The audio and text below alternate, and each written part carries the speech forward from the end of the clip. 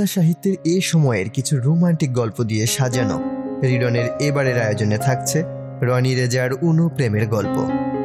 রনি রেজার জন্ম 5ই মার্চ 1992 সালে বাংলাদেশের গোপালগঞ্জ জেলার মকসুদপুর থানায়। রনি রেজা পেশায় একজন সাংবাদিক। আজকের গল্পটি আমরা নিয়েছি বেহুলা বাংলা থেকে প্রকাশিত এলিয়েনের সঙ্গে আড্ডা এই বইটি থেকে। মূল চরিত্রে অমি ও বিন্তি, গল্প পাঠে ও গল্পের সূত্রধার আমি আকাশ। শুনতে থাকুন উনু প্রেমের গল্প।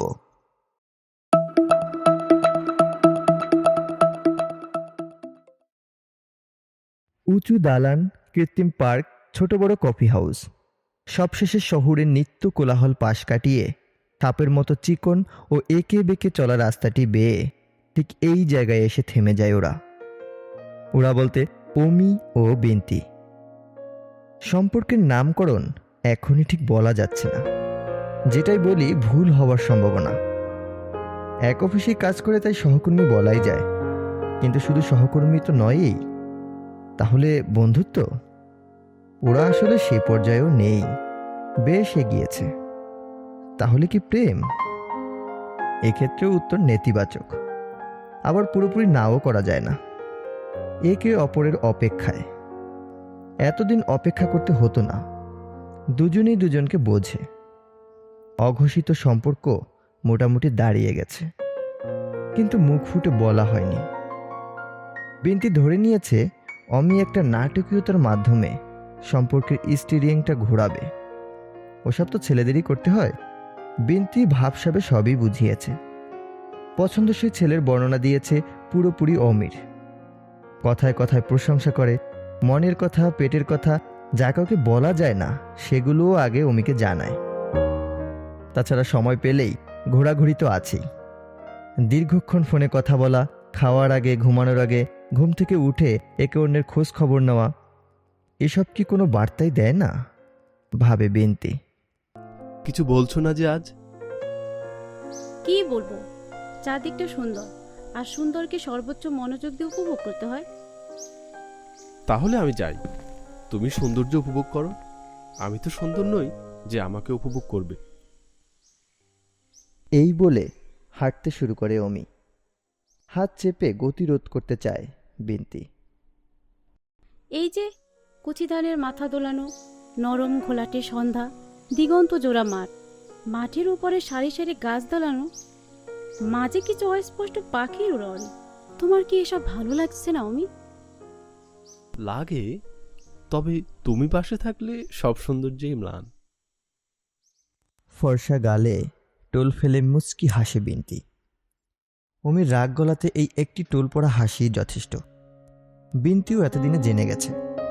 প্রথম যেদিন অমি ওদের অফিসে ইন্টারভিউ দিতে এসেছিল, সেদিন এই টোল পড়া হাসিতেই মজেছিল।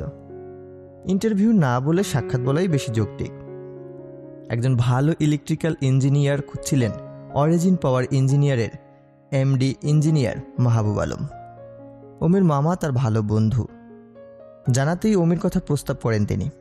সঙ্গে সঙ্গে ফোন করে অমিকে নির্দেশ দেন যেন পরদিন এসে দেখা করে। মামার হুকুম মানতেই সাক্ষাৎ করতে আসা। চাকরি এখনো ভাবনায় আসেনি অমির। সবেমাত্র এমএসসি শেষ হলো, পড়ালেখা নামক বোঝা কাঁধ থেকে নামলো মাত্র। এখনই আরেক বোঝা বইবার প্রস্তুতি নেই। মামার নির্দেশ ও নিজের চাহিদা ঝালিয়ে নেওয়াতে এখানে এসেছে অমি। অথচ বিন্তির ওই টোল পড়া হাসি আটকে দিয়েছে তাকে। কোনো প্রকারের আনুষ্ঠানিকতা ছাড়াই নিজ কক্ষে ডেকে চা খেতে খেতে এমডি ঝালিয়ে নিচ্ছিলেন অমিকে। ঠিক এমন সময় কি এক প্রয়োজনে কক্ষে আসে বিন্তি। এমডির প্রশংসার সহজ প্রতি উত্তর হিসেবে টোল পড়া হাসিটি নিক্ষেপ করে, যা গিয়ে বেঁধে অমির বুকে। অমনি সিদ্ধান্ত বদলে যায়। শুধুমাত্র এমন একটি হাসির লোভেই চাকরির সিদ্ধান্ত নেয় অমি।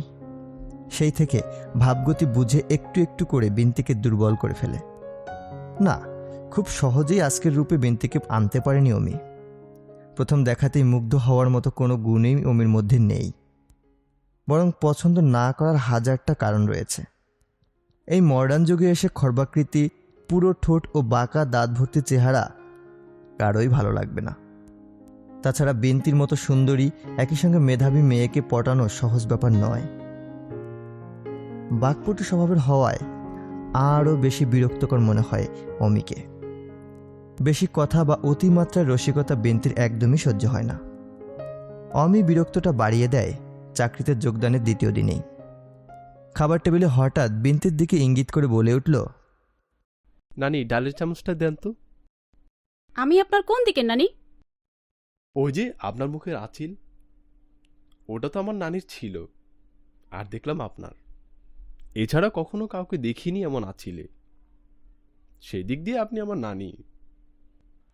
বিন্তি আর কিছু না বলেই উঠে যায় খাওয়ার টেবিল থেকে। অন্যরাও বুঝতে পারে বিন্তির বিরক্তি। নতুন বলে অমিকে কেউ কিছু বলেনি। না বললেও যে অমি বোঝে না ব্যাপারটা এমন নয়। অমি এই কাজটা ইচ্ছে করেই করেছে। সে জানে যেভাবেই হোক ভাবনার জায়গা করে নিতে হবে, সেটা হোক ইতিবাচক বা নেতিবাচক। ভাবনা একবার স্থান পেলেই হলো।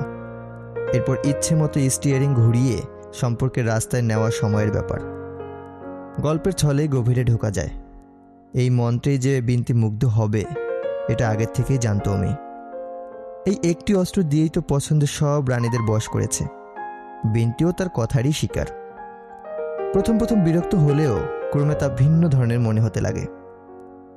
অমির কথায় কেমন এক ধরনের মিষ্টতা আছে। কথার ভাজে ভাজে বুদ্ধিদীপ্ত সূক্ষ্ম রসিকতা জুড়ে দিয়ে মুগ্ধতা বাড়িয়ে দেয় খানিকটা। শক্ত ভাবগম্ভীর্য বিষয় থেকেও চিপড়ে রস বের করে আনতে পারে অমি। এই যান্ত্রিক জীবনে যে হালকা রসিকতা এক ধরনের গতি বাড়ায়, অমির সঙ্গে দেখা না হলে সেটা জানতোই না বিন্তি। কর্পোরেট অফিসে কাজের ফাঁকে তেমন কথা বলার সুযোগ নেই। তাছাড়া দুজন দু বিভাগের হওয়ায় ওই লাঞ্চের সময় ছাড়া আর দেখা হওয়ারও কোনো জোর নেই। ওইটুকু সময়ই কাজে লাগিয়েছে অমি। বিরক্তকর অমির প্রতি মুগ্ধ হয়েছে বিন্তি। সম্পর্কের ঘনত্ব বাড়তে বাড়তে ছাড়িয়ে যাওয়ার উপক্রম। অমি ঠিকই বুঝেছে বিন্তি এখন কিসের অপেক্ষা করে, কোন কথা শুনতে চায়। অমি ইচ্ছে করেই বলে না। বিন্তিকে হারানোর ভয়েই অমি আর এগোতে চায় না। ওই ভালোবাসি শব্দটার প্রতি এখন ভীতি জড়িয়ে গেছে। এ যাবৎকাল কত মেয়েকেই তো ভালো লেগেছে, পছন্দসইদের সঙ্গে সম্পর্কও হয়েছে। পরিস্থিতি বুঝে বা প্রয়োজন মতো পরিস্থিতি তৈরি করে প্রেমের সম্পর্ক পর্যন্ত এনেছে, কিন্তু ধরে কি রাখতে পেরেছে? নিজের এত নেতিবাচক দিক আছে জেনেও জীবনে কাউকে ধরে রাখতে পারেনি। এমন সন্দেহপ্রবণ মানুষ যার নিজের প্রতি আস্থা নেই, সে আবার কাউকে নিজের করে রাখবে কিভাবে? বেঁধে রাখবে ভালোবাসার বন্ধনে? যতক্ষণ বন্ধুত্ব থাকে ততক্ষণই সম্পর্কটা মধুময় থাকে। যখনই ভালোবাসা শব্দটি উচ্চারিত হয় মুহূর্তে উড়ে যায় সমস্ত ভালোবাসা। অমি ভাবে যে মেয়েটি তার মতো একটি ছেলের প্রেমে পড়তে পারে তার নিশ্চয়ই কোনো সমস্যা আছে, যদিও কি সমস্যা আছে তা আজ অবধি শনাক্ত হয়নি। এমনকি সম্পর্ক নষ্ট হওয়ার পরও কারও কোনো সমস্যা বের করতে পারেনি অমি। কিন্তু ওই মনের ভাবনাই সম্পর্ক নিয়ে এগোতে দেয় না। অনেকবার সিদ্ধান্ত নিয়েছে আর এমন ভাববে না। নিজের সঙ্গে প্রতিজ্ঞাও করেছে যেভাবেই হোক নতুন সম্পর্কটি টিকিয়ে রাখবে, কিন্তু সেটা সম্ভব হয়নি। যেভাবেই হোক সেটা ভেঙে গেছে। প্রত্যেকের ক্ষেত্রেই অমির এক রূপ। প্রেমের আগের অমি আর পরের অমির মধ্যে ঢের ফাঁক। চেনাই দায় শান্ত মিষ্টভাষী প্রেমিক ছেলেটি রাতারাতি এক সন্দেহপ্রবণ ও রক্ষণশীল রূপ ধারণ করে। এই সংখ্যা থেকেই কোনোভাবে নিজেকে বের করতে পারে না অমি। তাই তো এতদিন বলি বলি করেও বিন্তিকে কিছুই বলা হয়নি। অমি চায় না বিন্তিও তাকে কিছু বলুক। এভাবেই তো সম্পর্কটা সুন্দর চলছে। সময় অসময় দেখা করা, ঘন্টা চুক্তিতে রিকশায় ঘোরা, ফুচকা খাওয়া, সময় সুযোগ মতো ঢাকার বাইরে ঘুরতে যাওয়া, সবই তো হচ্ছে।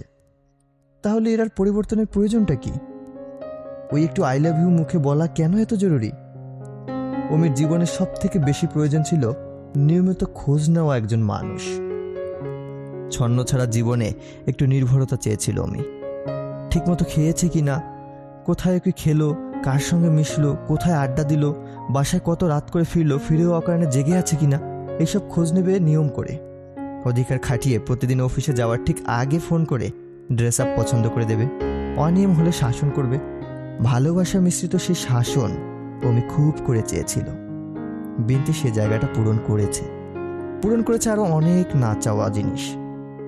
তাহলে কোন প্রয়োজনের সম্পর্কে বাকবদল দরকার? নামকরণও জরুরি কেন? বরং সুন্দর সম্পর্কটা নষ্ট হওয়ার সম্ভাবনা দেখা দেবে। প্রেম নামক গণ্ডিতে প্রবেশ করলেই ধারাবাঁধা কিছু নিয়ম এসে সামনে দাঁড়াবে, যা নিয়ন্ত্রণ করা অমির পক্ষে কোনোভাবেই সম্ভব নয়। এসব ভেবেই অমি ভেতরে ভেতরে কুঁকড়ে যায়। বিন্তি তার জীবন থেকে কোনোভাবে হারিয়ে যাবে এটা মেনে নিতে পারবে না। বলা যায় অন্যদের থেকে বেশিই ভালোবেসেছে বিন্তিকে, এজন্যই আর ভালোবাসি বলতে ভয় হয়। কথাগুলো ভাবতে ভাবতে অজানায় ডুবে যায় অমি। এখন চুপ কেন? আমার এক হাসিতে এভাবে আটকে গেলে? উফ, আমরা ভালো আছি না বিন্তি? আমাদের কি সম্পর্কের বাঁক নেওয়ার কোনো দরকার আছে? তোমার কথার আগামাথা কিছু বুঝছি না অমি, ঝেড়ে কাশো। আকাশের দিকে তাকিয়ে ভাবনায় ডুবে যায় অমি। বিন্তিও বুঝতে পারে অমি কোনো দুশ্চিন্তায় আছে, সেটা যে বিন্তিকে নিয়ে এও বুঝতে পেরেছে। তাই মনে মনে ঠিক করে ফেলেছে আজই অমির থেকে স্পষ্ট করে জেনে নেবে। সম্পর্কের একটা নামকরণ দরকার, একটা গন্তব্য তো থাকতে হবে। আমাদের সম্পর্কের গন্তব্য কোথায় অমি? আচ্ছা, চলুক না তার নিজস্ব গতিতে। তোমার কি জানা খুব জরুরি? কাব্যিকতা সব উড়িয়ে দিও না অমি, আমি সিরিয়াস। আমিও সিরিয়াসলি বলছি। সিরিয়াস না হলে তো কবেই ভালোবাসার কথা বলতাম। আমি তোমাকে হারাতে চাই না বিন্তি। আমাদের সম্পর্কটা চলুক এভাবেই। এর চেয়ে বেশি ভালোবাসার দরকার নেই। আমরা যেমন আছি এটাই ভালো। আমি কি তোমাকে বন্ধু হিসেবে তৃপ্ত করতে পারছি না? পারছি তো। প্লিজ, তুমি সম্পর্কের পরিবর্তন চেও না। বলেই চলে অমি, না বলা অনেক কথা। দিগন্তের দিকে চেয়ে বিন্তি যেন কিছুই হয়নি, কিছুই শুনতে পায়নি। নির্ভার নিষ্পলক তাকিয়ে চারপাশ খুব যত্ন করে খুঁটিয়ে খুঁটিয়ে দেখে নেয় আরেকবার। কচ্ছপের পিঠের মতো মধ্যখানে উঁচু জেগে থাকা জায়গাটায় দাঁড়িয়ে চারপাশে কচি সবুজ ধান দেখা যায়। দেখা যায় গোধূলি, মাঝে মধ্যে সোনালি আবির ছুঁয়ে যায় ওদের। হয়তো সন্ধ্যা পেরিয়ে রাতের গভীরে ঢুকলেই দেখা মিলবে জোনাক জ্বলাও। অত রাত অবধি কখনো থাকা হয়নি, কোনো একদিন থেকে দেখবে বলে ভেবে রেখেছিল। হয়তো সেই ইচ্ছে কোনো দিনই পূরণ হবে না।